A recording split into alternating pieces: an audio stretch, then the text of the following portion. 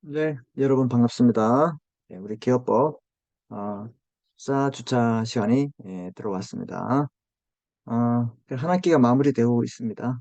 그래서 여러분들 잘 마무리하시고 또 좋은 성과가 있기를 바라겠습니다.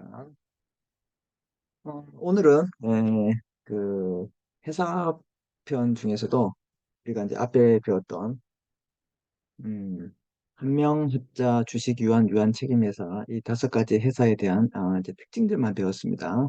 그래서 요 주식회사에 대한 내용들은 너무 중요하기 때문에 별도로 배웠고, 나머지 우리 이제 한명합자, 유한 책임회사 이런 회사에 대해서 좀 별도로 공부할 필요가 있습니다. 그래서 이렇게 중요한 포인트를 한번 짚어보고 이번 학기를 좀 마무리하도록 하겠습니다. 자, 그래서 우리 수업을 좀 시작해 보도록 하겠습니다.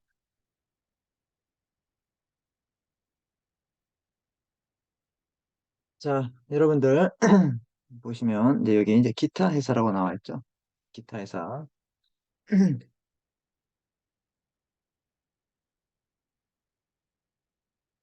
자, 지금까지 우리가 주식 회사를 공부했고요. 이제 기타 회사를 공부하는데, 자, 이런 기타 회사에 대해서 이제 우리 회사의 종류는 우리가 이제 복습하는 차원에서 이렇게 구별 기준을 공부했습니다. 우리 상법 170조에 구별 기준이 나와 있는데 왜 회사를 이렇게 상법에 나와 있는 회사를 이렇게 구분하냐? 상법 이외의 회사는 여러 가지 형태로 구분했습니다. 인적 회사와 물적 회사, 그다음에 지배 회사와 종속 회사, 내국 회사와 뭐 외국 회사. 무슨 말인지 알겠죠? 뭐 개인 회사와 단체 회사. 뭐 이렇게 여러 가지로 나눌 수 있는데 상법에 있는 회사 다섯 가지는 왜 굳이 이렇게 나눠졌을까? 제가 말씀드렸죠? 사원, 주식회사는 주주라 그러죠. 회사 채권자에 대해서 부담하는 책임의 범위 정도에 따라서 우리가 분류했다. 이렇게 여러분이 알고 계시면 될 것 같아요. 자, 그래서 한명회사, 합자회사가 우리 있었는데 우리 명자에서 인적회사라죠. 이 설립이 간단합니다. 여러분 지금 복습하고 있는데 기억나시죠? 설립이 간단하다 말은 무슨 뜻일까요? 그렇죠. 우리 주식회사 같은 경우에는 어떻게 했습니까? 정관이 작성되고 주식 발행 사항 결정되고 그 다음에 뭐야? 주식의 인수와 납입이 있었고 이사 감사 선임했고 조사했고 등기했죠. 이런 복잡한데 이 한명회사와 합자회사 같은 경우에는 어떤 현상이 일어나냐? 바로 정관을 작성하고 등기를 할 수 있습니다. 그래서 왜 이런 간단하냐? 주식의 인수 자체가 별도로 필요 없기 때문에 그렇다. 그래서 설립이 간단하고 기관 구조 중심이 되겠습니다. 그래서 인적회사 기간 중심, 그 모든 사원이 특히 이제 뭐가 되냐? 음, 무한 책임 사원이 된다. 이렇게 보시면 됩니다. 자, 합자회사도 이게 설립 간단하지만 구조 중심으로 인적 회사를 보고 있습니다. 구조, 기간 중심으로 인적 회사입니다. 왜? 무한 책임 사원이 있기 때문에 그래요. 무한 책임 사원. 자, 무한 책임 사원, 그 다음에 유한 책임 사원이 있는데 이 유한 책임 사원은 직접 연대 책임을 진다. 그래서 얘들은 주식회사에 나와 있는 또는 유한 책임 회사에 나와 있는 그런 사원하고는 좀 다르다. 이해되셨죠? 자, 인적인세 설립은 정관 작성 바로 등기 가능합니다. 설립은 간단, 주식 인수 제도가 별도로 필요하기 때문에 그렇다. 꼭 기억하셔야 됩니다. 인적예산은 소규모 폐쇄 가족 비공개 이런 소규모고 폐쇄적이고 가족 단위 회사고 비공개. 그래서 지분 양도가 다르지 못한 회사를 바로 명자시를 했다 이 말입니다. 그럼 이런 회사의 내부 관계와 외부 관계 이런 것들을 우리가 한번 공부해 보도록 하겠습니다. 자, 그 다음에 이제 우리가 여기 유한 책임 회사예요. 유한 책임 회사. 이 유한 책임 회사 구성은 이제 물적 회사와 인적 회사 요소를 다 가지고 있는데 물적 회사의 요소가 많다. 그 어떤 게 물적 회사의 요소가 많은지 우리 공부했습니다. 1인에 의한 회사 설립이 가능하다. 그럼 1인 유한 책임 회사가 있단 말이야? 네, 있단 말입니다. 지분 양도가 자유로워요. 그 다음에 사원의 책임이 유한 책임 이런 것들이 전부 다 물적 회사의 요소죠. 인터넷의 요소는 뭐예요? 개성은 중요하지만 이 사람들이 소유와 경영을 같이 가지고 있다. 이런 것도 여러분이 생각하시면 될 것 같습니다. 유한회사, 이건 이제 구조가 이제 기요미 회사야. 주식회사의 축소판이라 보면 된다. 그래서 앞으로 이 회사가 곧 없어지지 않을까 이런 생각을 합니다. 그래서 유한책임사는 또 간접입니다. 그런데 우리 주식회사는 보세요. 주식회사의 본질적 요소를 공부했습니다. 여러분 기억나시나요? 본질적 요소? 뭐가 있었어요? 자본금, 주식, 주주의 유한 책임 있었죠? 예, 이런 것들이 있었고. 자, 그다음에 설립, 설립은 발기 설립과 모집 설립, 그다음에 설립 마지막 단계 등기, 그다음에 관여자들의 책임 공부했고, 기관을 공부했습니다. 주주총회, 이사회, 대표이사, 감사위원회. 그다음에 주주는 회사 책임자 간접 유한 책임만 부담하고, 따라서 법인격 부인론이 발생한다. 자, 그리고 어, 이, 그럼 이제 1인 회사가 가능한 법인격 이제 연장해서 발생한다. 따라서 어, 1인 회사가 가능하면 음, 발생 뭐가 법인격 부인론은 1인 회사가 그럼 유한 책임에서도 1인에 의한 설립이 가능. 알겠습니까? 네. 그리고 또 뭐야? 주식회사도 1인에 의한 설립이 가능. 근데 이런 회사들은 명자 씨는 회사를 설립하기 위해서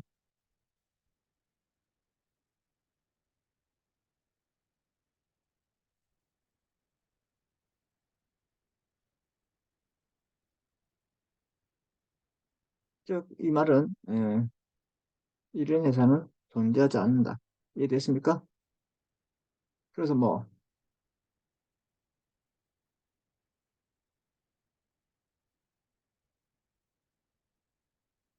법인격 부인론이 적용되지 않는다.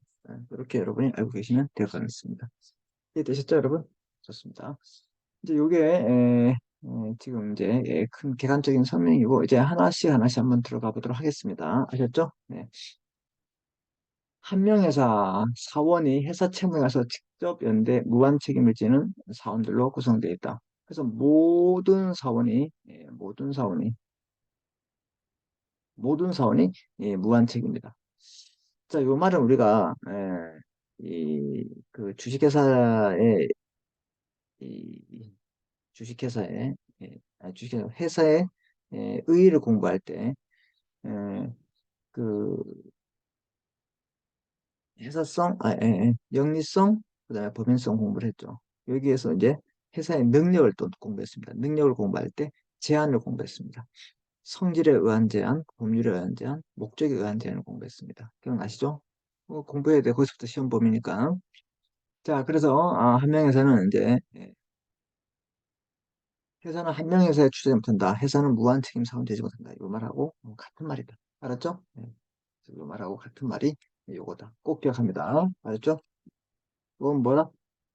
그렇죠. 회사의 능력에 대한 뭐 법률에 의한 제한이 된다. 이렇게 보시면 됩니다. 사원이 무거운 책임의 대가를 집니다. 그래서 이 모든 사람들이 무한 책임지기 때문에 이 회사의 업무 집행권과 대표권을 갖게 됩니다. 무슨 말인지 알겠습니까? 이거 다 복습하는 거예요. 이제 모든 사원들이 뭐 한다? 음, 회사의 업무 집행권과 대표권을 갖습니다. 즉, 요거 회사의 업무 집행과 대표권을 갖는다는 말은 뭐냐? 이거는 이제 경영권을 갖어요. 그죠? 그리고 이 사람은 소유자예요. 모든 사원이 무한책임 사원이고 이 사람 회사의 소유자입니다. 그래서 소유와 경영이 일치된 자기 기관에 의해서 운영된다.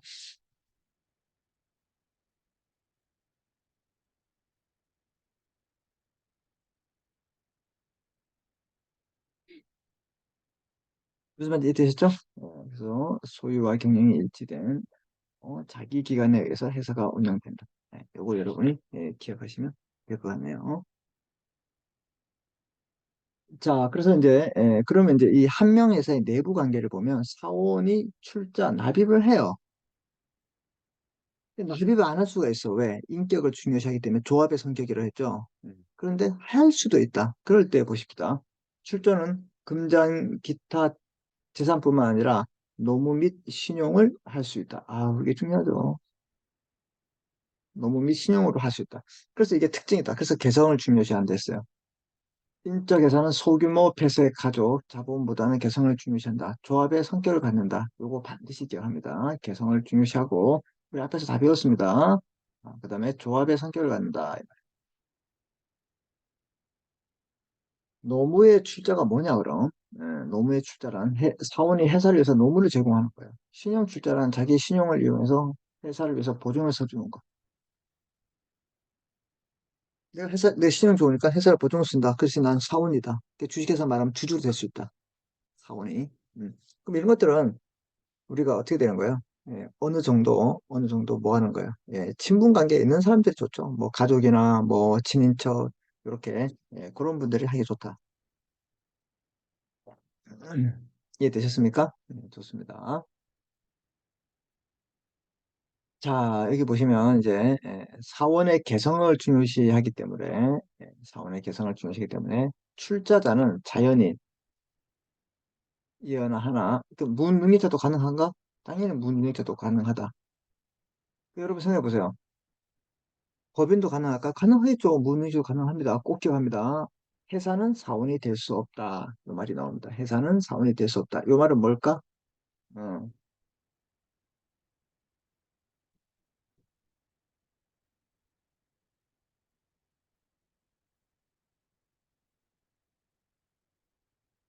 이 뜻이야. 170. 회사는 다른 회사에 무한 책임을 지지 못한다. 회사는 한 명 회사에 취하지 못한다. 그렇죠? 그럼 회사는 안 된다. 법인은 안 된다 이 말이에요. 우리는 그 주식회사 발견될 때 법인 됐어요? 됐죠? 이런 걸 중요시해야지. 법인 됐죠? 그다음, 무능력자 됐어? 안 됐지? 무슨 말인지 이해되셨죠? 네, 그거. 자, 그래서 이제 사원이 출자 납입이 있고, 그다음에 사원의 업무 집행이 있겠죠? 업무 집행. 각 사원, 모든 사원이 다 이에 무한책임 사원이라 했죠. 각 사원은 정관에 다른 규정이 없는 때에는 규정이 있으면 그 규정이 따르고 회사의 업무를 집행할 권리가 있다. 즉, 각 사원, 모든 사원이 업무 집행권이 있다. 왜? 이 사람들이 전부 다 무건 책임지기 때문에. 즉, 각 사원은 업무 집행 기관으로 구성됩니다. 정관으로 1인 또는 여러 명의 업무 집행 사원을 정할 수도 있어요. 어디에 꼭 그 근거가 바로 정관에 있어요. 정관. 정관으로 1인 또는 여러 명의 업무 집행을 정할 수 있다. 반드시 여러 명이 아니라 1인도 정할 수 있다. 이런 것들 1인 또는 여러 명의 집행 사원을 정할 수 있다. 알았죠? 이런 거 기억합니다. 자, 그다음에 사원이 직접 업무 집행 기관을 구성하기 때문에 우리가 자기기관이라고 합니다. 자기기관. 자기기관에 의해서 이용되고 업무 집행에 있어서는 현저히 부적임하거나 중대한 의무 위반 행위를 할 때는 법원은 사원 청구에서 업무 집행권을 상실을 선고할 수 있다. 뭐가? 이렇게 부적임,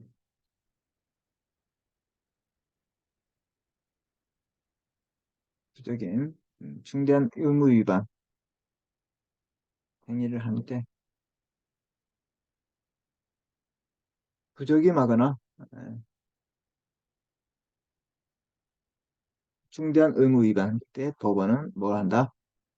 이 상실을 선고할 수 있다. 상실을 선고할 수 있다. 이렇게 보시면 되고 업무집행사원과 회사의 관계는 무슨 관계냐면 위임 관계예요. 우리가 뭐 변호사를 선임하거나 세무사를 선임하거나 법무사를 선임한다. 이런 위임 관계입니다. 알았죠? 위임.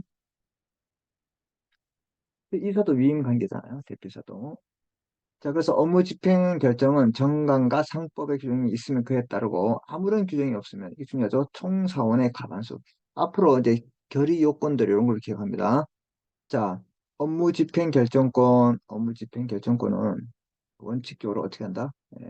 그렇게 정관이나 상법에 있으면 거기 따르면 되는데 거기 아무런 규정이 없어요. 그러면 가반수로 한다. 총 사원에 뭘 한다? 가반수로 한다. 꼭 기억합니다. 업무 집행 결정권에 아무런 규정이 없으면 가반수로 한다. 그 다음, 이 업무 집행 사원이 정한 때에는 업무 집행 사원이 있으면 이들의 가반수. 자, 중요합니다. 업무 집행 사원을 정한 때는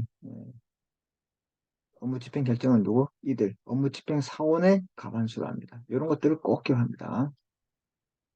자, 결정이 아니라 업무 집행 결정을 할 때는 상법이나 정관의 규정이 있으면 그에 따르면 되는데 그게 규정이 없어. 그럴 땐 총사원의 가반수로. 근데 업무 집행 사원을 정할 때는 결정은 어떻게 하냐? 그 사원의 가반수로 하는 거. 알았죠? 어? 지배인의 선임과 해임, 지배인 같은 사람들 우리가 뭐 지점장이나 뭐 이렇게 했었어요. 그다음에 뭐 보험장인데 주식회사 같은 경우에는 여기에도 특별히 뭐 지배권을 갖는 사람을 둘 수 있겠죠. 지배인, 대리인 같은 사람들. 지배권을 갖는 대리인, 지배인을 둘 수 있습니다. 그래서 이 사람들은 지배인의 선임 및 해임은 업무 집행사원을 둔 경우에 그다음에 총사원의 이런 거 잘 기억. 총사원의 가반수. 가반수가 많아요. 이렇게 이들의 가반수, 총 가반수. 모든 사원이 업무 집행에 참여하는 경우에 모든 사원이 다, 뭐, 3명이면 3명, 10명이면 10명이 다 참여했어. 각 사원은 업무 집행하는 행위를 다른 사람의 이의가 있을 때는 곧 각 사원은 업무 집행하는 행위에 다른 사원의 각 사원은 업무 집행하는 행위에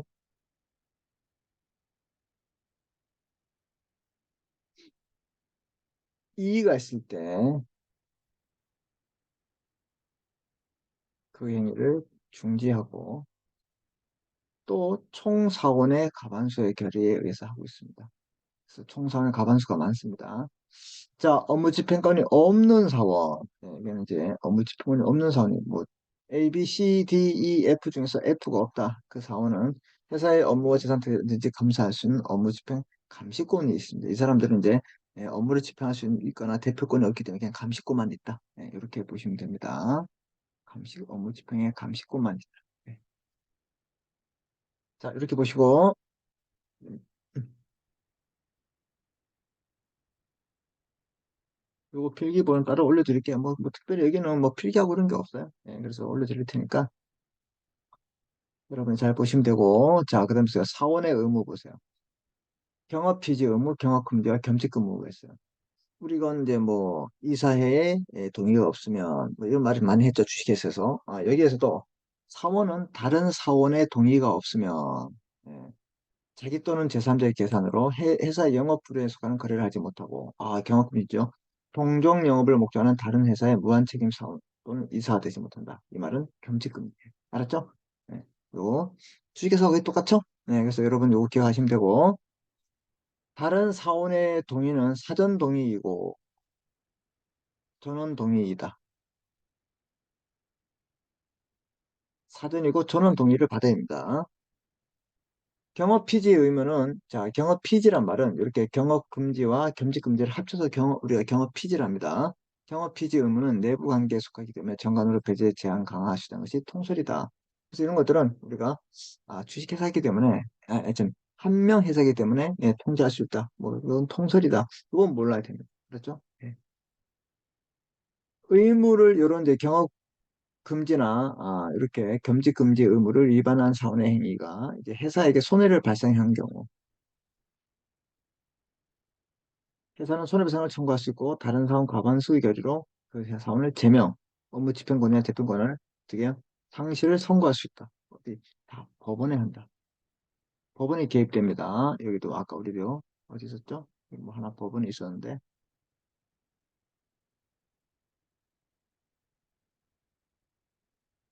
아까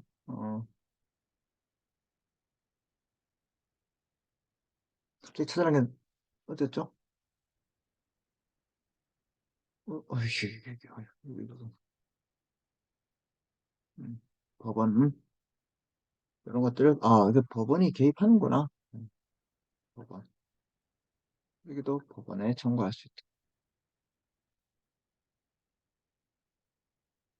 자기 계산을 했을 때는 회사의 계산을 보고 제3자 계산일 때는 그 선의 이 양도를 청구할 수 있다. 이거 우리가 이거 뭐라 하냐면 개입권 탈취권이란다. 개입권 탈취권. 개입해서 뺏어오고 탈취한다. 그래서 개입권 탈취권. 이런 것들은 우리가 이제 지배인도 하면서 많이 배웠습니다. 거래에 제한. 다른 사원의 가반수 결의에 있는 때는 자기 또는 제3자의 계산을 자, 다시 합니다. 다른 사원의 가반수 결의가 있는 때에 한해서 자기 또는 제3자의 계산으로 회사와 거래할 수 있다 이 말입니다. 어, 과반수의 결의가 있으면 할 수 있다. 이 경우 자기계약 쌍방대리에 관한 민법 124조는 적용되지 않고 직접 간접 결의 모두 포함한다. 과반수 결의가 있으면 할 수 있다. 이렇게 보시면 됩니다. 그래서 이제 내부 관계는 여러분들 보시면 이 사원이 의무를 지는 거. 그래서 경업 피지의 의무, 그럼 자기 거래 제한에서 가반수 있을 때는 할 수 있는 거 이런 것들. 업무 집행은 각 사원인데 여러 명 한 명을 둘 수 있다 이런 것들. 그다음에 이제 납입했을 때도 금전을 할 수 있지만 금전보다는 또 노무 또는 신용등으로 할 수 있다 이런 것들을 여러분이 가는 게 공부하는 게 바로 무슨 관계냐? 내부 관계. 외부면 이제 내부에 대해서는 우리가 회사를 이제 대표로 하죠. 그래서 회사의 대표 기관인 자연인이 대외적으로 회사의 의사를 표시하거나 회사에 대한 의사 표시를 받는 것으로 그 행위가 자신의 행위로 인정되면 효력은 당연히 회사에게 기속됩니다. 무슨 말인지 아시겠죠? 네, 네, 대표니까. 자, 그다음에 각 사원이 회사를 대표할 수 있으나 정관으로 업무 집행 사원을 정한 때에는 대표권이 정함이 없더라도 당연히 업무 집행 사원이 회사를 대표하게 됩니다. 회사를 대표하는 사원은 회사에서 재판상 재판의 모든 행위를 할 수 있습니다. 이게 대표권이죠. 이걸 뭐라 그럴까? 이건 이제 이제 대표권이라고 그러죠. 대표권. 자, 그다음에 이제 사원의 책임. 사원은 회사 채권자에서 우리 뭐 직접 연대 무한 책임을 진다. 가장 무서운 게 무관이죠. 음. 이러한 책임은 사원의 출자 의무나 회사의 자본금 유지에 관한 규정이 존재하지 않기 때문에 회사 채권자를 보호할 필요가 있기 때문에 이렇게 하고 있습니다. 자, 모든 사원이 회사 채무에 대해서 책임을 부담하기 때문에 회사 성립 후 가입한 사원도 회사 성립 후 가입한 사원이란 말은 이제 등기된 후 회사가 운영되면서 새로 들어온 사람들이 있을 거 아니에요. 이런 사람도 기존의 채무에 대해서 부담하고 퇴사원이나 지분 양도돼서도 퇴사 또는 변경 등기 전에 생긴 사람에서 2년 내 동일한 책임을 진다. 이거 꼭 기억합니다. 이거 몇 년까지? 그래서 무서운 회사예요. 그래서 이제 친인척밖에 할 수 없어요, 이거. 그런 회사. 이런 회사 궁금하다면 한번 만들어 보세요. 만들어서 엄마 아빠하고 형제들끼리 한번 해보세요. 알았죠?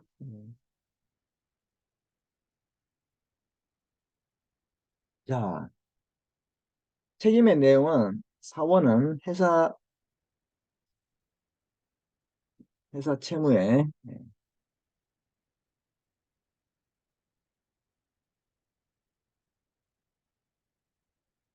회사 채무의 전액에 대해서 변제 책임이 있습니다. 변제 책임이 있고 자기의 전 재산에서도 책임을 부담합니다. 이는 직접적이고 상호 연대 책임이다. 이 말입니다. 책임의 소멸은 본점 수재지에서 해산 등기한 5년이 경과하면 소멸됩니다. 5년까지 책임져야 돼요. 무섭죠? 퇴사하거나 지분 양도했을 때 이것도 2년이 경과하면 소멸합니다. 2525 이렇게 보시면 됩니다. 자, 이런 회사가 우리 이제 한 명 회사야, 한 명 회사. 그래서 한 명 회사에 이제 조문을 쭉 봐야 되는데 그냥 중요한 이제 포인트만 이제 공부를 하겠습니다. 아셨죠? 네. 이런 회사는 이런 스타일이 있구나 이렇게 보시면 됩니다. 자, 그 다음에 이제 합자 회사와 합자 조합 우리가 한번 합자 조합은 특수한 계약입니다. 얘는 합자 회사는 말대로 기업이죠.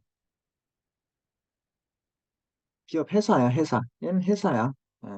근데 합자 조합은 특수한 계약에 의한 공동 기업 형태야. 이게 합자 조합이에요. 그래서 비슷한 게 되게 많아요. 자, 그래서 합자 회사를 보면 무한 책임 사원과 유한 책임 사원으로 됐다. 이거 이원화 되던 건 반드시 기억하시고요. 이원적 조직의 회사다. 아셨죠? 예. 무한 책임 사원은 한 명 회사와 같다. 무한 책임 사원은 그 보세요. 책임의 한계가 유한이잖아. 얘는 뭐야? 무한이잖아. 무한.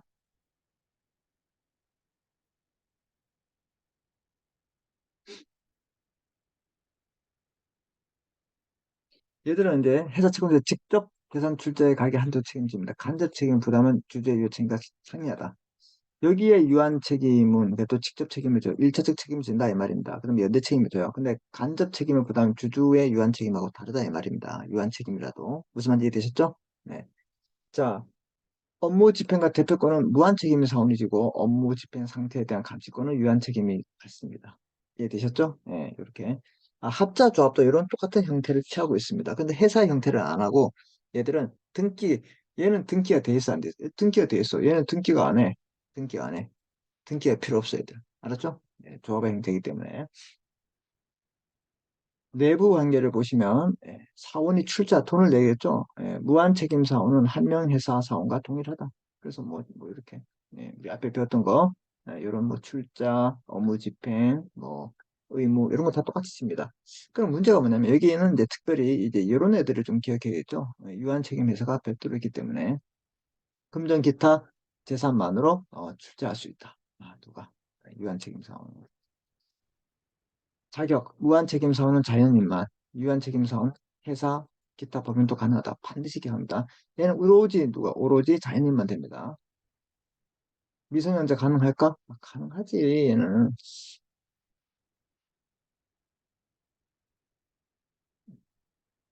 유한책임 회사는 이제 돈을, 금전 기타 재산만 출자하기 때문에 얘는 뭐야? 따라서 신용, 노무, 어, 출자, X. 그럼 얘들은 잘 들어야 돼. 합자 회사의 무한 책임 사원은 현명사 통일이기 때문에 얘들은 노무, 그 다음에 신용 출자 가능한데 여기에 유한 책임 사원은 금전만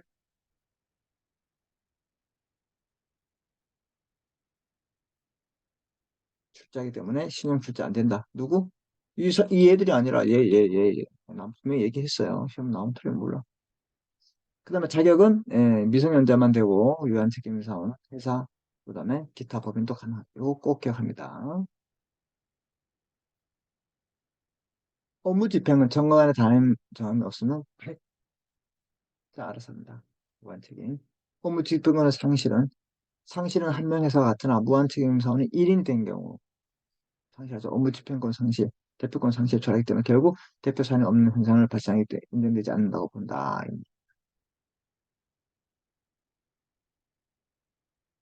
그래서 무한 사원이 1인인 경우 업무집행권이 상실되고 대표권 상실 처하기 때문에 결국 이런 현상은 발생하지 않는다. 알았죠? 감시권은 누가 갖느냐? 이제 그 업무집행권이 없는 사람이 유한책임 사원이 갖겠죠.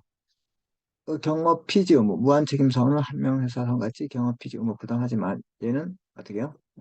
일정한 경우에만 부당하고 원칙은 무한 책임 사원만 부담한다. 그 합자 회사에서 무한 책임 사원은 여러분이 뭘로 보고 있으면 되냐면 바로 이렇게 한 명 회사로 보면 돼. 알았죠? 이 특이한 건 이제 유한 책임 회사죠. 유한 책임 사원이죠. 자기 거래는 한 명 회사 똑같습니다. 사원의 변동, 이 사원의 변동이 뭐 주식 지분 양도를 말하고 있어요. 유한 책임 사원이 사망했다. 그 지분에 승계하여 사원이 된다. 승계된다. 꼭 기억합니다. 그 다음 지분 양도, 주식 이제 팔듯이 여기도 이제 지분을 팔 수 있냐. 무한 책임 사원은 다른 무한 책임 사원의 동의가 필요하고, 유한 책임 사원은 무한 책임 사원의 동의만으로 양도 가능하다. 이거 꼭 기억합니다. 네.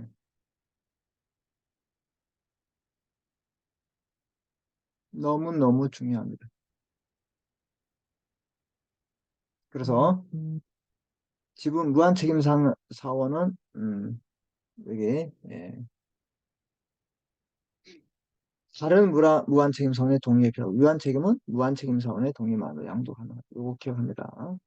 지위 변경. 혹시 유한 책임 사원이 무한 책임자거나 그 반대의 경우 반드시 총 사원의 동의가 있어야 됩니다. 알았죠? 그렇게 바뀔 수가 있잖아요. 그죠? 그랬을 때 총 사원의 동의가 있어야 한다. 이 말입니다.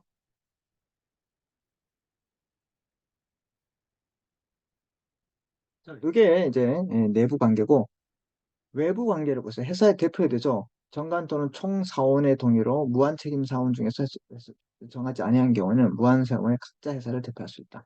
그래서 정관 또는 총사원의 동의로 정하지 않았을 때는 각자 각자 한다. 그 대신 유한책임 사원은 책임 한계가 분명하기 때문에 어떠한 경우도 대표권이 없습니다. 이는 강행 규정입니다. 강행 규정. 경관이나 총사원의 동의가 있더라도 유한책임 사원은 어떠한 경우에도 대표권이 인정되지 않는다는 것은 반드시 여러분이 기억하셔야 됩니다. 알았죠? 예, 요거. 어렵지 않죠, 여러분? 예. 사원의 책임에 대해서 보시면 여러분 사원의 책임 무한 책임 사원은 한 명이 똑같고 유한 책임은 직접 책임 부담하지만 그 출자 가족에 직접 책임을 부담하지만 그 출자액 한도에서 부담합니다. 그래서 이게 유한 책임을 하고 있고 총 사원의 동의에서 정관 변경으로 유한 유한 책임 사원이 무한이 유한으로 될 수 있다. 아까 얘기했죠? 어딨지? 그렇지. 좀 지위 변경도 똑같아. 이렇게 보시면 됩니다. 이게 이제 합자해서고, 그 다음에 우리가 좀 한 번 더 공부해서 알아야 될 게 합자조합이에요. 그래서 얘는 이제 상법 이제 어디에 상행위 편에 나와 있는데 익명조합과 같이 나와 있어요. 자, 그래서 합자조합 같은 경우에는 2012년 개정상법상 새로운 공동기업 형태 도입되는데 무한책임 부담은 업무집행조합원과 유한책임부는 유한책임조합원. 이렇게 근데 이혼의 구조라서 합자해서 유사하다. 그러나 합자에서 달리 법인격이 되지 않는 것이 특징이다 이 말입니다. 등기를 하지 않아요. 설립등기를 하지 않는다 이 말입니다. 설립등기. 구성원의 자치가 강조되면서 유한책임조합원이 존재합니다. 그래서 합자해서의 조항이 아닌 민법상 조합 관련 조항을 준용하고요. 이 무한 책임을 지는 업무집행조합원의 1인 이상 출자가액의 한도로서 유한 책임을 지는 유한책임조합 1인 이상 출전해서 공동사업을 할 것을 약정합니다. 그래서 제가 뭐라 그랬어요? 여기 이거 말했죠. 수한 계약에 의한 공동기업 형태다.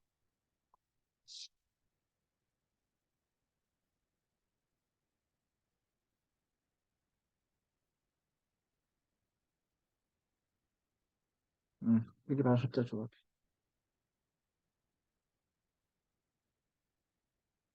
업무집행조합원이 인적사항, 결정 등 등기한 점은 일반 조합과 다르고요. 그 다음에 유한책임조합원은 금전 현물만 투자하고 신용 투자한다. 똑같습니다. 아까.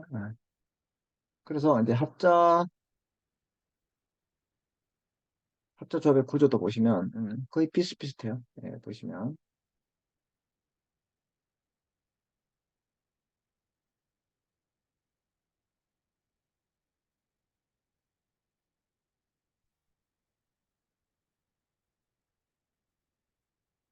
이거 왜 이렇게 이거 뭘로 써있냐?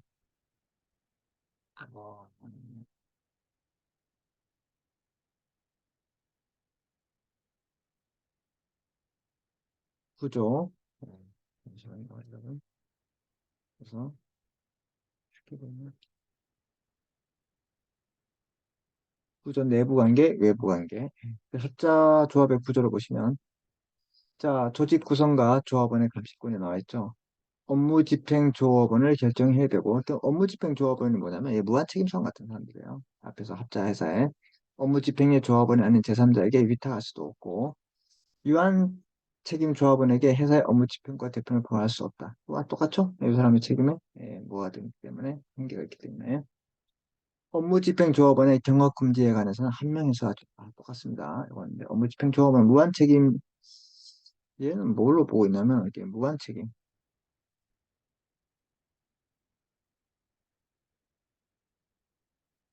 음. 그래서 업무 집행 조합원의 경업 금지에서 한 명에서 보고 있다.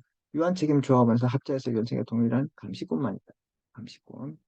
왜 책임 한계가 덜하기 때문에. 조합의 운영에서 조합 계약 변경 시에 원칙적으로 조합원의 전원의 동의가 필요합니다. 전원 당연하겠죠.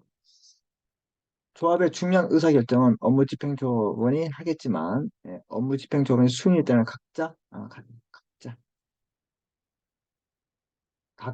업무집행권을 갖습니다. 업무집행조합원의 의무와 책임에 대해서 대내적으로 선관주 의무를 부담하고 위반 시에 손해배상 책임 부담합니다. 대외적으로 별도의 조항이 있기 때문에 일반 불법 행위 책임이 부담하게 됐습니다. 자, 이런 것들이 이제 보시면 이제 나중에 또 우리 한번 또 뭐 상법 시간에 배울 수 있을 기회가 있으면 배우겠지만 그 똑같은 거예요. 그냥 외부 관계를 보시면 조합원의 조합 체결된 책임을 보세요. 업무 집행 조합원은 조합 채무에서 무한 책임을 갖는다. 그래서 아까 이 사람들은 무한 책임 선언하고 똑같다고 얘기했잖아. 어디에서 했어요? 뭐 어디에서 했어? 얘기했잖아. 업무 집행 조합원은 무한 책임 사원과 동일시된다. 이해됐습니까? 네, 이렇게 보시면 되고. 유한책임조합원은 유한책임만 부담하면 됩니다. 채권자보, 채권자보가 어떤 점, 뭐, 있다, 뭐, 이렇게, 보면 됩니다. 그 이 합자 조합 같은 경우에는, 그 회사로서의 이제 그 등기를 하는 게 좀 번거롭고, 그래서 이제 몇 사람이 모여가지고, 우리가 이제 그냥 공동으로 기업을 만들어가지고, 예, 뭐 설립 자체에 복잡한 게 없이 한번 해보자. 이렇게 하는 게 바로, 그래서 이렇게 생각하시면 됩니다. 합작조합은 합자회사에 가기 전 단계로 그냥 운영하는 그런 공동기업 형태다. 이렇게 여러분이 이제 머릿속에 숙지를 하시면 될 것 같습니다. 무슨 말인지 아셨죠? 예. 그래서 이걸 왜 같이 비교하냐? 거의 똑같기 때문에 그렇습니다. 자, 그래서 이렇게 하시고 이제는 우리가 이제 2012년에 새로 이제 유한 책임 회사, 유한 책임 회사를 좀 공부를 하고 그다음에 이제 그 주식회사의 이제 축소판이라고 볼 수 있는 무슨 회사? 바로 유한 회사를 우리가 좀 공부를 합니다. 이렇게 하면 이제 거의 뭐 좀 마무리가 될 것 같은데요. 네, 그래요. 그래서 이제 유한책임회사를 잠깐 보시면 이 유한책임회사는 이제 2012년 개정상법에 새로이 도입된 기업 형태예요. 그래서 이제 예, 한명합자 주식 유한책임회사 유한회사 이렇게 해서 이제 원래 네 개였는데 이제 하나 더 들어갔다. 그래서 새롭게 도입된 기업 형태에서 미국의 LLC입니다. LLC, LLC, LLC.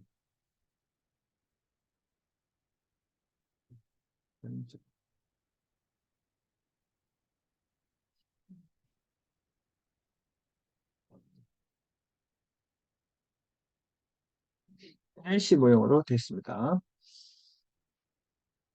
그래서 얘는 내부적으로 조합의 성질이 있어. 인적회사가 내부적인 구조. 인적회사. 그래서 뭐, 개성을 중요시하고, 뭐, 경영권도 갖고, 뭐 이렇게 돼 있어. 외부적으로는 모든 사원이 유한 책임 사원으로 물적회사라고 합니다. 그래서 이제 물적회사 요소가 있다 그랬죠. 이런 회사. 그래서, 어, 사원의 출자를 보시면, 금전 재산만 인정됩니다.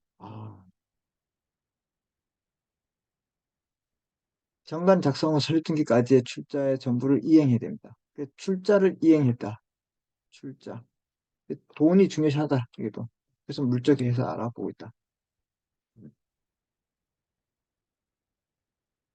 모든 사원의 유한 책임, 출자 부분에 책임지고 내부에서 강범위한 사적 자치가 인정되는 것이 장점인 기업이에요. 그래서 이런 회사를 우리가 이제 법무법인, 세무법인, 주식 해설하기에는 이제 부담이 되고 유한 책임 회사로 설립하고 향후 그 규모가 커지면 주식 회사로 전환할 수 있는 이런 회사가 바로 유한 책임 회사예요. 그래서 이제 여러분 같은 분들이 이제 뭐 자격증을 따가지고 335 뭐 해서 만들 수 있는 회사가 바로 이런 회사다. 유한 책임 회사. 아셨죠? 이렇게 보시고 그래요, 여러분. 여기까지 좀 보시고 우리 좀 쉬었다가 계속 하도록 하겠습니다.